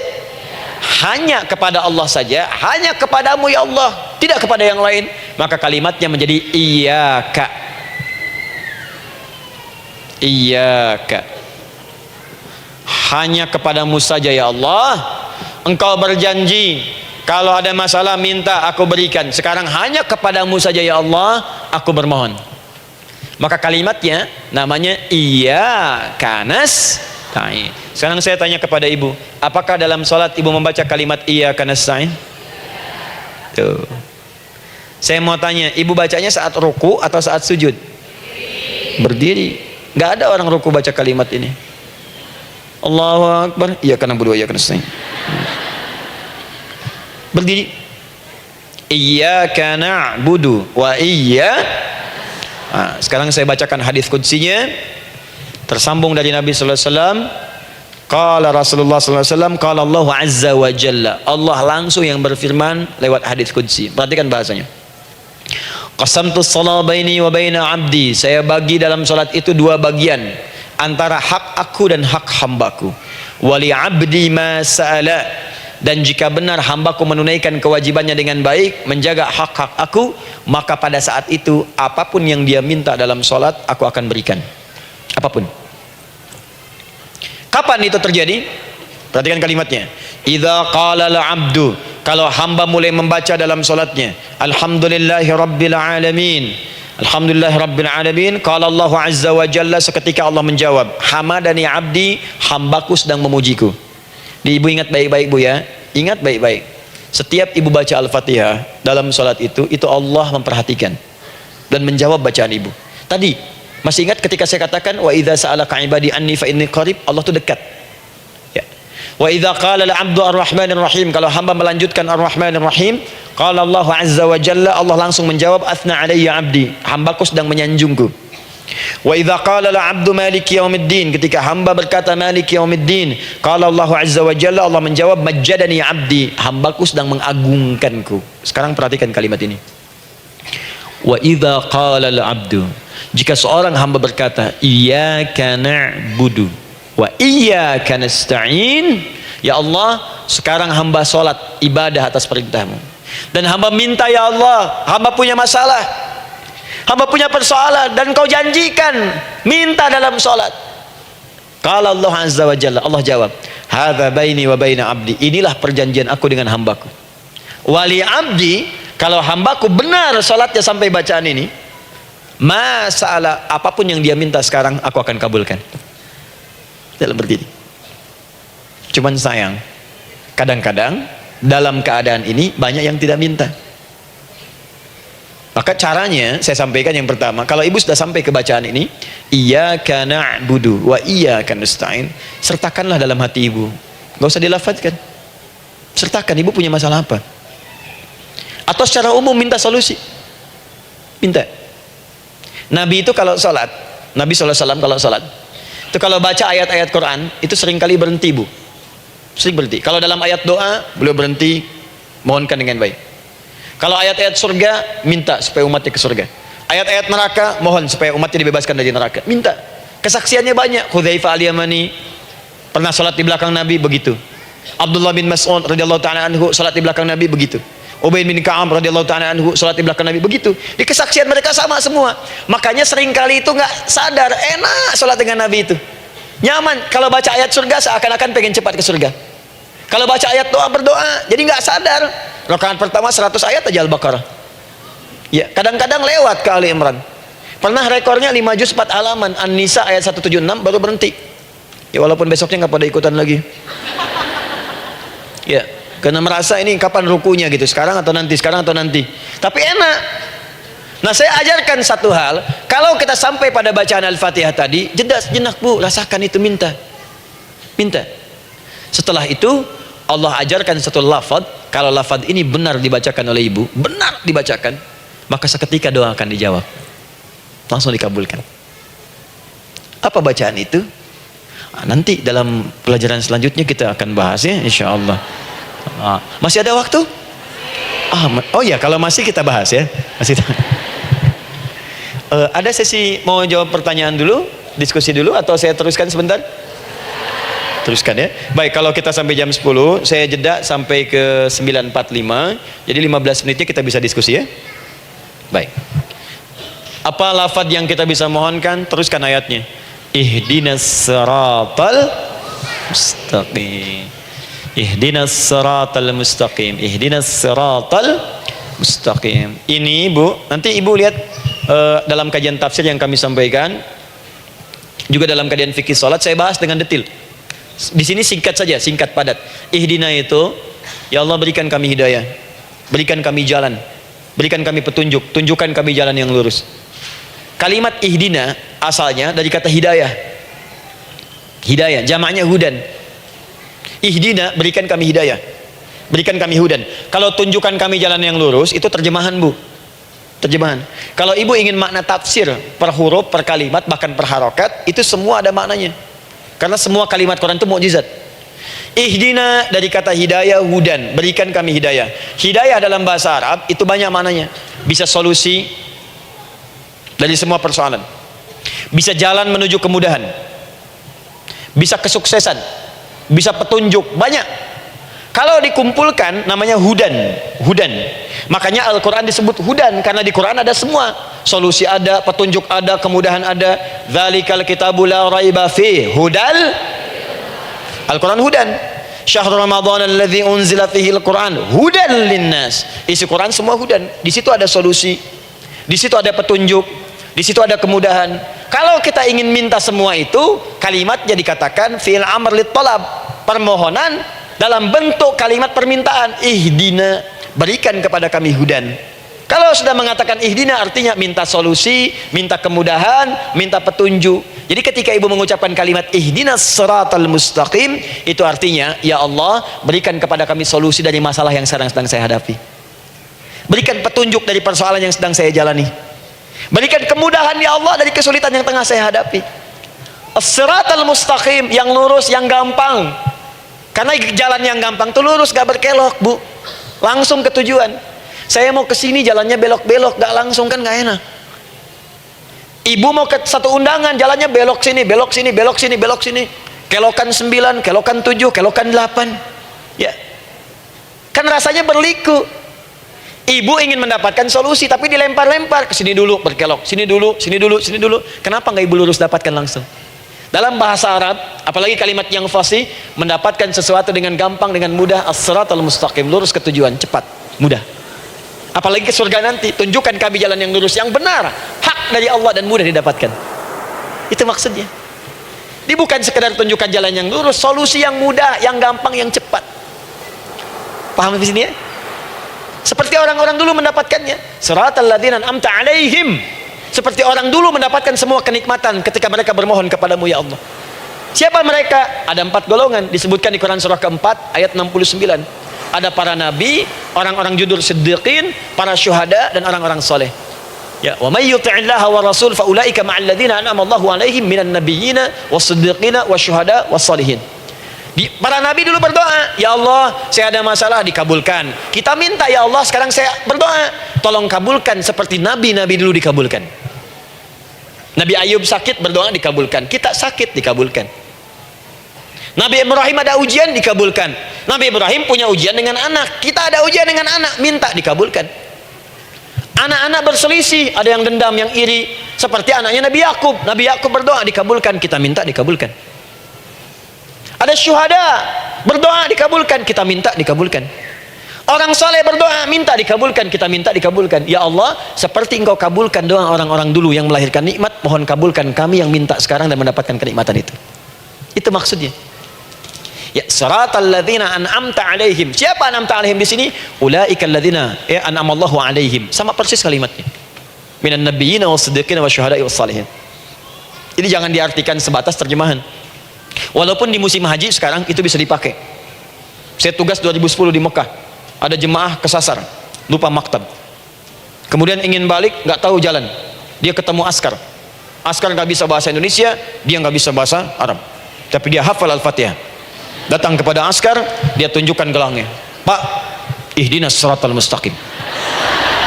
Tunjukkan saya jalan yang lurus. Tunjukkan gelang. Askar nggak bisa bahasa Indonesia. Dikasih bahasa Arab gak paham-paham, tapi askar ini pun cerdas. Dia tunjuk, dia lihat gelangnya, oh maktab sana. Siratal ladzina an'amta 'alaihim ghairil maghdubi 'alaihim waladdallin. Lurus, jangan belok-belok. Kalau belok nanti engkau tersesat atau dicaci maki orang. Maghdub ya dicela orang. Dhalin tersesat, kan? Jangan dicela, jangan sesat, lurus. Tapi kalau dalam berdoa dalam sholat minta di hati hadirkan. Jelas ya? Nah itu posisi pertama. Jadi pertama minta lewat sholat. Yang kedua cepat, rajin istighfar Bu. Saya cepat ya, rajin istighfar. Masih ada 7 menit lagi. Ibu rajin istighfar. Astaghfirullah, astaghfirullah, astaghfirullah, astaghfirullah. Itu yang paling singkat. Astaghfirullahaladzim, astaghfirullahaladzim, astaghfirullahaladzim. Itu yang menengah. Astaghfirullahaladzim alladzi la ilaha illa huwal hayyul qayyum wa natubu ilaihi. Astaghfirullahaladzim alladzi la ilaha illa huwal hayyul qayyum wa natubu ilaihi. Astaghfirullahaladzim alladzi la ilaha illa huwal hayyul qayyum wa natubu ilaihi. Itu yang cukup panjang. Ibu rajin istighfar. Orang yang rajin istighfar itu diantara yang disebutkan dalam riwayat-riwayat adalah orang-orang yang cepat dijawab doanya hanya dengan istighfarnya. Jadi dia tuh punya keinginan, dia nggak katakan. Jadi keinginan di benaknya dia, terus dia istighfar. Astagfirullah, astagfirullah, astagfirullah. Itu kalau benar rajin istighfar, seketika dikabulkan. Cepat. Ada seorang yang hidup, ini tukang roti, di zaman Imam Ahmad bin Hanbal. Saya pernah kisahkan ini di beberapa keadaan. Orang ini itu ahli istighfar. Jadi maaf ya Bu ya, bukan istighfarnya pas ada keperluan aja, bukan. Ada ta'lim ustaz tadi, sab pertama astagfirullah, astagfirullah, astagfirullah, bukan. Besok ada arisan, astagfirullah, astagfirullah, bukan. Jadi bukan ada keperluan istighfar, bukan. Orang ini membiasa istighfar. Jadi setiap mengerjakan apapun dia istighfar. Mau minum, bismillah, astagfirullah, astagfirullah. Dia setiap buka adonan, astagfirullah, astagfirullah. Nah, satu ketika Imam Ahmad itu nggak tahu kenapa pengen datang ke daerah itu. Ya kalau misalnya ibu tinggal di Cicahem, misalnya kan Imam Ahmad tiba-tiba pengen ke Cicahem aja. Terus karena lelah, mampir ke masjid. Istirahat di dalam masjid. Tiba-tiba kata penjaga masjidnya, DKM-nya, marbotnya, ya Syekh, idhab, pergi, nggak boleh tiduran di sini. Kata Imam Ahmad, saya kan cuma numpang istirahat, nggak boleh keluar. Dan dia nggak tahu kalau itu imam besar. Dan Imam Ahmad itu sudah populer Bu, sangat famous, familiar. Cuman orang kan nggak pernah lihat wajahnya. Dulu kan nggak ada Facebook, nggak ada Instagram, nggak ada handphone, nggak ada apa-apa. Jadi kalau orang terima Ahmad, ya Ahmad aja kemana-mana. Oh, no, Imam Ahmad, Imam besar, Imam Syafi'i, Imam besar. Tapi nggak pernah lihat. Sekarang kan udah kelihatan. Ya, udah kelihatan. Sekarang banyak. Makanya orang dulu tuh senang begitu tahu, dikasih tahu Nabi aja ke Madinah Bu, nggak ada yang tahu kalau itu Nabi Muhammad kalau belum pernah lihat. Karena beliau di bawah, Abu Bakar di atas. Abu Bakar kan naik kan, untanya Nabi. Nabi Muhammad pas di bawah gantian tuh di jalan. Orang mengira yang di atas unta Nabi Muhammad. Padahal Nabi Muhammad yang jalan kaki, nggak kelihatan. Makanya responnya bola ketika tahu Nabi, senang luar biasa. Minta doa, minta ini, minta itu. Orang sekarang tidak, karena sering banyak lihat di TV media sosial, begitu ketemu minta foto. Ini lain kisahnya, nggak tahu dia, pergi keluar. Kata Imam Ahmad, ya sudah keluar beliau, nggak mau ribut, istirahat di luar, di pelataran. Di sini juga nggak boleh. Lihat kalimatnya, barwah, keluar, pergi. Barwah itu kasar Bu. Begitu kemudian didebat lagi, saya cuman di luar. Rawah itu dari kata roh Bu, itu paling kasar. Artinya keluar dengan rohnya sekalian. Rohnya pun jangan di sini. Ya. Jadi kalau ibu nanti di Masjidil Haram misalnya kan, ada kalimat itu artinya kesel Bu askarnya. Ya, keluar. Misalnya idzabi enti, nggak mau, saya mau di sini. Ya, barwa pergi. Sampai ke rawah dengan rohnya. Itu artinya ibu disuruh pergi. Ya, bukan jangan mengelak lagi. Rawah. Saya bukan rawah, saya rohayati. Suruh pergi. Imam Ahmad pergi tuh akhirnya. Pergi. Di jalan kelihatan ada tukang roti tadi. Begitu kelihatan capek lah dipanggil, Syekh, kayaknya lelah, istirahat di sini. Dan tukang roti pun nggak tahu kalau itu Imam Ahmad. Begitu istirahat, duduk, kelihatan Imam Ahmad setiap buka adonan, astagfirullah. Bikin lagi, astagfirullah. Imam Ahmad tahu faidah itu. Tapi ingin menguji tukang roti ini, ditanya, ya akhi, kamu ini kenapa setiap Anda menanam adonan itu, tepung itu, Anda mengucapkan istighfar, astagfirullah. Perhatikan jawabannya. Wallahi demi Allah, tidak pernah saya beristighfar dalam setiap aktivitas saya, kecuali Allah selalu mengabulkan doa yang saya mohonkan. Di setiap minta, astagfirullah, itu dikabulkan. Cuman satu yang sampai sekarang belum terkabul. Apa itu kata Imam Ahmad? Saya ini selalu bermohon kepada Allah, ya Allah, mohon sebelum saya wafat atau setelah ia wafat, pertemukan saya ya Allah dengan Imam Ahmad bin Hanbal sebelum saya yang wafat atau wafat Imam Ahmad. Kata Imam Ahmad, astagfirullah, Allahu Akbar. Itu mungkin yang memperjalankan saya kemari. Tiba-tiba pengen ke sini, sampai diusir keluar dari rumah Allah, dari masjid, sampai di sini karena istighfar Anda. Sayalah Imam Ahmad bin Hanbal. Astagfirullah. Imam Ahmad ke situ datang. Tolong jangan lakukan pada saya. Salah di hidayat ya Allah. Astagfirullah. Saya jawab lagi dari sana. La haula wala quwata illa billah. Ini istighfar. Nah, kapan istighfar yang baik? Istighfar yang baik dilakukan setelah tahajud sebelum fajar. Saya ulang ya. Setelah tahajud sebelum fajar. Dalilnya Quran, surah ke-51 ayat 18. Baca dari ayat 15 sampai 18-nya. Jadi ibu kalau mau seperti itu, rajin tahajud dulu bu. Tahajud. Setelah itu biasakan istighfar. Itu latihan dulu, itu baru latihan. Ingat ya, istighfar menjelang fajar di waktu sahar, itu baru latihan. Astagfirullah. Nanti kalau sudah banyak latihan, ibu akan refleks. Mau duduk masuk mobil, astagfirullah. Duduk mau makan, astagfirullah. Ya, kadang-kadang ibu mau ambil handphone, astagfirullah. Itu refleks di lisan kita keluar. Ahli istighfar itu nggak direncanakan keluar di lisannya. Astagfirullah. Kalau sudah seperti itu, berbahagialah. Karena apapun kadang ibu inginkan, sepanjang itu ibu butuhkan, seketika dikabulkan. Ya. Yang ketiga, yang terakhir. Oh, sudah 9:45, boleh sedikit? Ya, yang terakhir ya, terakhir. Jangan khawatir, setelah ini selesai. Jangan khawatir. Yang ketiga, ini amalan yang paling dahsyat. Jadi yang pertama minta dikabulkan. Yang kedua baru istighfar dikabulkan. Yang ketiga nggak ngapa-ngapain dijawab. Artinya baru terbersit, ada keinginan jawab seketika. Amalan yang ketiga ini adalah amalan yang dikerjakan karena cinta kepada Allah Subhanahu wa taala. Mahabbatillah, kecintaan kepada Allah. Amalan yang dikerjakan karena cinta kepada Allah Subhanahu wa taala. Amalannya mencintai Allah. Beda bu. Salat dengan cinta dibandingkan dengan salat karena memenuhi kebutuhan atau kewajiban saja, itu akan lain. Ibu kalau benar-benar mencintai Allah, maka dalam salat pun persiapannya akan beda. Saya beri contoh gini ya. Dari pakaian akan lain kata Al-Quran. Quran surah 7 ayat 31. Ya bani Adam khudhu zinatakum 'inda kulli masjid. Hai anak cucu Adam, kalau ada panggilan dari masjid, kenakan pakaian terindahmu. Di orang-orang yang mencintai Allah saat akan sholat, dia akan perhatikan dari pakaiannya, jauhkan dari yang haram, terus cari yang paling baik yang dia kenakan. Gak akan sembarangan. Kalau ibu pakai mukena juga cari mukena yang paling indah, bukan karena pengen dilihat orang, karena ingin Allah menyaksikan sholat ibu dalam keadaan yang sempurna. Wudu tuh hati-hati gitu. Quran surah ke-5 ayat ke-6. Ya ayyuhalladzina amanu idza qumtum ila shalah faghsilu wujuhakum wa aydiyakum ilal marafiq wamsahu bi ru'usikum wa arjulakum ilal ka'bain. Jadi kalau ada orang beriman mencintai Allah, mau salat dia mau wudu, wudunya enggak akan sembarangan, Bu. Cuman basuh. Ya, bagian kepala juga harusnya kepala, dia rambut, takut selesai. Sampai ke kaki cuma disodorkan di keran, beres. Itu sih anak kecil juga bisa. Orang ini lain. Dia akan pelan-pelan dilihat secara sempurna.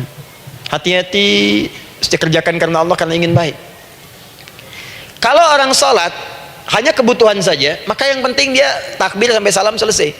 Tapi ini tidak. Dia akan pelajari bagaimana Nabi mengajarkan sholat yang benar. Bagaimana bacaan saya benar. Dia belajar ngaji supaya benar bacaan Fatihahnya.